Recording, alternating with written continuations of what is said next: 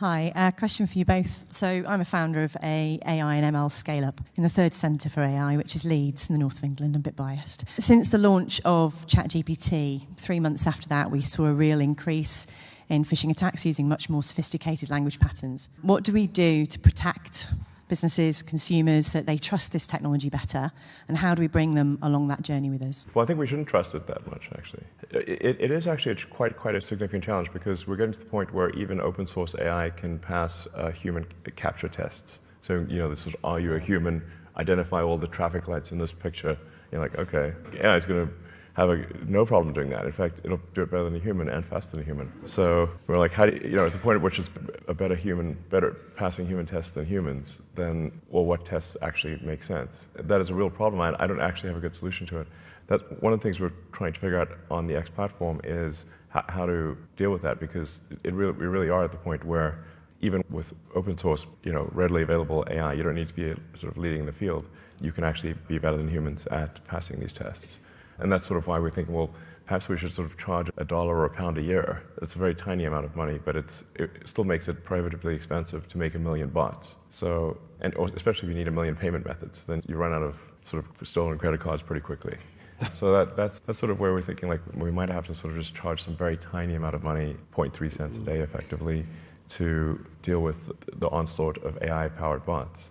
And that is still a growing problem, but it will be, I think, perhaps an insurmountable problem next year. So, and then you have to worry about, well, manipulation of information, making something seem very popular when in fact it is not, because it's getting boosted by all these likes and reposts from AI-powered bots. So that's why I sort of think somewhat inevitably it leads to some small payment in order to dramatically increase the cost of a bot. So frankly, I think probably any social media system that doesn't do that will simply be overrun by bots. I think my general answer would be, we need to show that we are on top of mitigating the risks, right? So people can trust the technology. That's what actually the last couple of days has been about on the Safety Summit, is just showing, we're investing in the Safety Institute, having the people who can do the research on these things to figure out how we mitigate against them.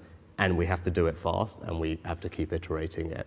Because I think all of us probably in this room believe that the technology can be incredibly powerful, but we've got to make sure we bring people along that journey with us, that we're handling the risks that are there. And as I said, there's a job to do. And the last couple of days, I think we made good progress on it, because we want to focus on the positives and manage these things, but that requires action. And that's what the last couple of days has been about. Your story, analogy there was part of the research that actually, the team working on the task force here published and presented yesterday. I don't know if you saw it, which is essentially that. It was using AI to create a ton of fake profiles on social media and then infiltrate particular groups with particular information. And actually, at the moment, that is, to your point, that is like cost.